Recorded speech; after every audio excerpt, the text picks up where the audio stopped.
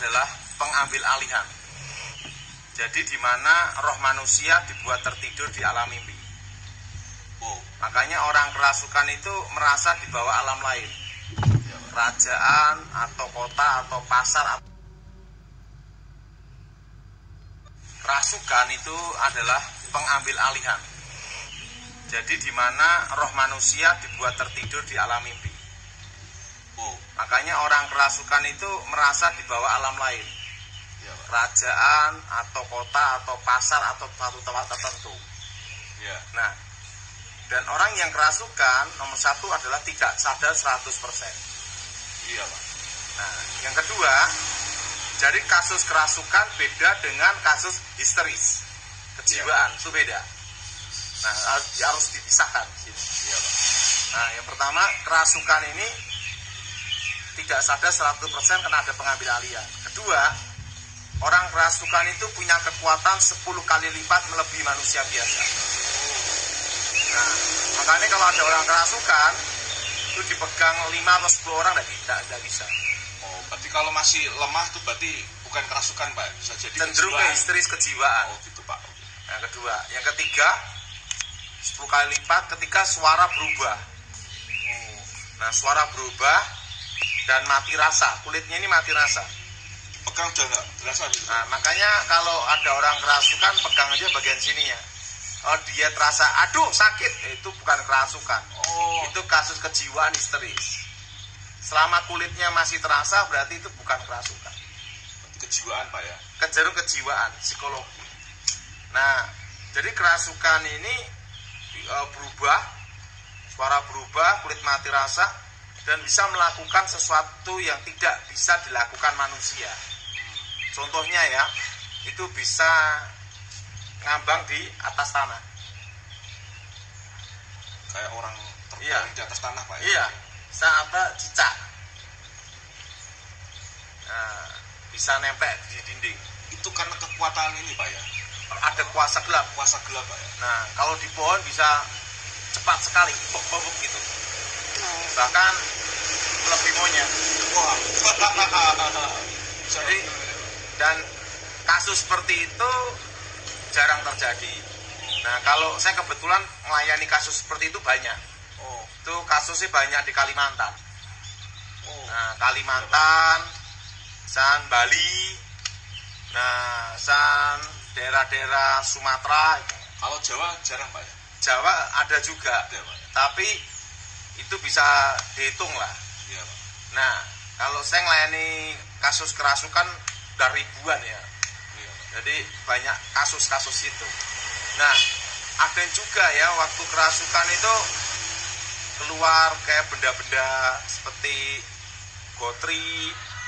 Setelah itu pada itu didoain dalam nama Yesus, itu keluar gotri, san, jarum emas. Keluarnya lewat mana, Pak? Dari badannya. Badan. Itu terutama kalau yang kasus kerasukan yang akibat dari pusaka atau jimat ditanam dalam tubuh. Itu pada waktu didoain itu benar-benar keluar. Berarti keluar dari dalam ini, Pak ya? Jadi kalau itu benda itu keluar dari gini ya, keluar itu pasti keluar darah. Ya, jadi kalau misalnya ada seorang dukun praktek digosok-gosok pakai telur keluar paku jarum, itu penipuan. Itu tipuan mata aja, itu bohong. Nah, atau tiba-tiba pakai mulutnya diginiin langsung keluar paku keris, itu bohong. Itu tipuan, trik-trik aja. Tipu Kalau giniin kan keluar batu ake apa itu bohong, tipuan. Nah, kalau ada yang tipuan pasti ada yang asli gitu loh. Nah, aslinya itu ada memang. Jadi praktek perdukunan itu ada dua, ada yang asli, ada yang palsu. Jadi tidak semua dikebiak-uyah semua palsu, tidak, ada yang asli. Tapi yang asli ini hanya 10%. Lebih sedikit, Pak ya. Jadi dukun yang palsu itu 90%. Yang asli itu 10%. Nah, yang asli kena kutukan, apalagi yang palsu udah kena kutuk ditipu lagi. Nah, lebih baik datang ke Tuhan Yesus saja. Amin, Pak. Jadi Dan yang asli, dukunnya asli, rata-rata tidak ada di kota-kota.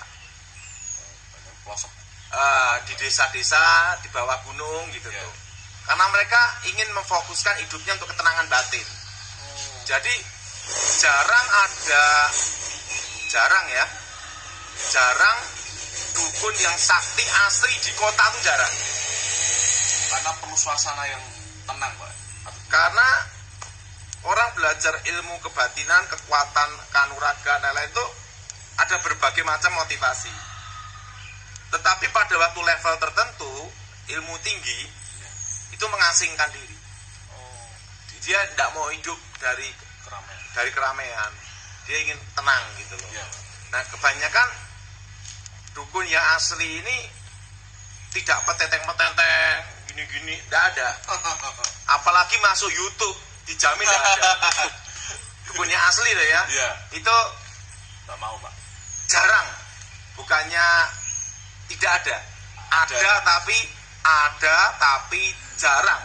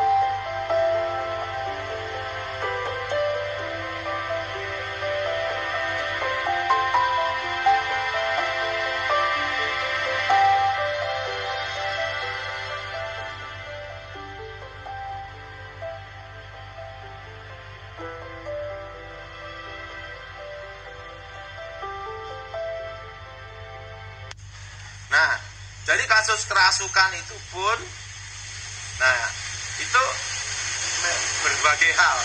Nah, itu yang asli. Tapi kedua ada juga model kerasukan, tapi bukan kerasukan, tapi cenderungnya kejiwaan.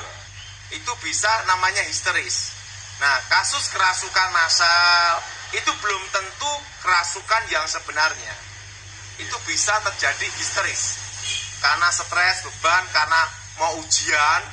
Nah, begitu satu itu ada yang depresi, stres, manifestasi, ini membawa sugesti teman-temannya stres juga. Akhirnya terkena sugesti namanya. Nah, itu bisa terjadi kerasukan massal. Iya, Pak. Tapi ini bukan kerasukan massal. Ini kasus kejiwaan gitu. Iya. Nah, apalagi kejar utang. Waktu sekolah, bayar SPP tidak bisa, histeris. Iya. Temannya mau ujian. Nah, temannya ikut dia manifestasi, temannya tersugesti, bisa terjadi. Oh, gitu ya, Pak. Nah, makanya kasus histeris ini sering banyak kejadian di pabrik, kejadian di mana tuh, di sekolah, dan lapangan. Jadi kita lihat dulu, ini kerasukan benar atau histeris. Iya. Nah, kalau yang di sekolah saya pernah memang dengar sih Pak, berita-berita itu sekelas itu langsung rame-rame histeris itu berarti Pak ya. Berarti secara massal bisa Pak ya. bisa, tapi belum tentu kasus itu kasus roh. Ya, belum tentu roh Pak ya. Nah, kalau kasus roh itu pada waktu kerasukan itu, ini yang sering pernah saya hadapi ya. Ya. Tiba-tiba tuh mejanya bisa terbang, Oh, terangkat gini. ya. Nah, itu asli. Nah, kalau di situ langsung kita siap-siap Kabur. Nah, kalau saya langsung Saya langsung kabur, Pak. hadapin. Tuh, dulu pernah ada yang kerasukan tuh bawa celurit. Celuritnya ya gini-gini. Nah, itu bukan Bisa histeris. terbang nih Pak, histerisnya. Apa? Pokoknya Celuritnya. cepat sekali. Dan itu dia tidak sadar, mata terpejam. Nah, orang dekat ya kebabat. Pejamnya buka mata kesurupan. Itu satu kampung ya pada bingung gitu loh. Jadi itu udah kejadian 20 tahun yang lebih ya. Jadi kasus kerasukan tuh banyak hal gitu. Nah, yang saya masukkan karena kerasukan yang asli. Ya. Jadi juga ada yang kerasukan karena psikologi kejiwaan aja. Iya Pak. Jadi harus dibedakan di sini. Nah, ada juga kerasukan asli yang betul-betul kerasukan. Gitu loh. Nah, apa Pak kira-kira yang menjadi penyebab utama orang itu bisa kerasukan Pak? Banyak faktor ya. Ada juga karena stres. Nah, kalau stres, depresi, nah titik depresi ini ada namanya tuh, kalau dalam waktu saya belum bertobat, depresi ini bisa masuk ke langkah berikutnya, roh masuk. Nah, orang stres. Kedua tuh orang yang berzina. Oh, Orang yang hidup dalam perzinahan itu bisa kerasukan. Makanya bisa kena guna-guna itu kerasukan juga sebenarnya. Tapi posisinya masih kategori tidak penuh gitu loh. Karena ada kerasukan yang, saya katakan kerasukan yang setengah. Orang kena guna-guna itu masih setengah. Karena dia masih ada kesadaran gitu loh. iya Pak. Nah, tapi itu orang hidup dalam perzinahan tuh kerasukan setengah. Oh, golongannya masih setengah-setengah. Oh, yang penuh itu tidak sadar gitu loh. Nah, tapi jangan disamakan antara kerasukan karena psikologi itu histeris. Itu kategorinya bukan kerasukan, tapi kecenderungan psikologi. Gitu loh.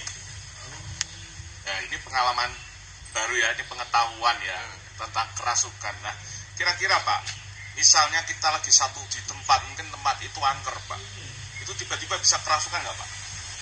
Kalau orang itu suka ngalamun, pikiran kosong, masuk bisa. Masuk Pak ya? Nah, kalau kerasukan karena angker itu ya, jadi ada kasus juga kerasukan itu ya, masuk dalam air tidak bisa, langsung ngambang. Oh, Itu pernah. Jadi itu kalau yang kerasukan yang asli, betul-betul asli, itu betul-betul supranatural. ada kekuatan roh gitu Pak ya? Makanya kalau ada pas doa di gereja ada yang manifestasi, saya lihat belum tentu kerasukan. Ya. Itu bisa jadi histeris. Bisa jadi kejiwaan juga Pak? Kejiwaan, Ya. banyak faktor di sini. Iya. Nah, kalau asli itu tidak sadar udah. Dan tidak mungkin satu orang bisa megang yang asli. Karena itu 5-10 orang Karena kuat sekali Pak kuat ya? sekali. Ada kekuatan dari roh lain Pak ya? Nah, makanya kalau ada yang kerasukan seperti itu, saya doa di dalam nama Tuhan Yesus kami ikat. Nah, diikat itu untuk apa? Untuk batasi manifestasinya. Harus ada kata-kata ikat, Pak ya. Alkitab berkata ikatlah orang-orang kuat. Nah, kenapa diikat dulu? Bayangin 10 orang aja kewalahan. Jadi kebanyakan itu orang ngelayanin dikira kerasukan, padahal bukan. Itu histeris. Karena kerasukan benar-benar 5 orang tidak sanggup megang. Nggak kuat, Pak ya. Tidak kuat megang. Dan orang kalau kerasukan pasti mata terbuka. Oh. Jadi kalau orang itu kerasukan tak terbuka, ditatap gini, pasti menghindar. Oh. Jadi kalau orang ada yang kerasukan mata tertutup, itu stres atau pura-pura atau cari perhatian. Wah. Nah, jadi ada berbagai macam faktor di sini. Iya, Pak. Makanya dalam pelayanan okultisme itu luas sekali. Iya, Pak. Harus pengalaman kita harus benar-benar luas, Pak ya. Iya, saya hampir seumur hidup saya kan ada di situ. Nah, jadi diikat dulu, karena kalau udah diikat dijamin pasti kewalahan. Pernah ada ya orang kerasukan ya, itu posisi kerasukan, rambut dipegang tidak bisa, sampai dipotong rambutnya juga tidak bisa. Oh. Itu kejadian di Surabaya. Karena itu mau dicukur sekalian. Nah, karena setannya waktu kerasukan ngomong silakan potong rambut saya, dipotong tidak bisa. Bisa. Ini sampai dipegang apapun tidak bisa. Nah, karena kerasukan itu saya dipanggil. Oh. Itu kejadian di Surabaya. Iya, Pak. Saya doain dalam nama Yesus, keluar baru langsung sadar. Dan itu betul-betul kejadian, sampai Ya. rambut ini dipotong tidak bisa. Nah, dan itu orang 5 dijamin tidak bisa. Untuk megang itu tidak bisa. Iya. Itu saya layani sendiri Pak gitu. Karena sudah banyak kasus ini keluarga ini kewalahan, panggil saya, langsung saya hadapi. Iya, Pak. Nah itu jadi diikat, dipatahkan dan dihancurkan. Nah kenapa dipatahkan, dihancurkan? Karena setan itu tidak bisa mati gitu loh. Nah makanya sering kejadian waktu kita doa keluar yang kerasukan di lantai bawah, satpamnya kerasukan. Iya, Pak. Gitu. Betul. Ya, sekarang suruh keluar aja, Pak ya. Karena setan tidak bisa mati. Jadi kalau caranya gimana ya? Dalam nama Yesus kami ikat, kami patahkan, kami hancurkan, supaya pada itu baru usir keluar. Waktu diusir keluar, kalau dia mau masuk ke tubuh yang lain tuh perlu waktu gitu loh. Karena setan itu tidak bisa mati gitu. Nah jadi sebenarnya itu banyak kasus saya pelayanan di gereja, urusan di masyarakat, di berbagai tempat. Iya, Pak. Di berbagai tempat ya, itu mayoritas itu 60%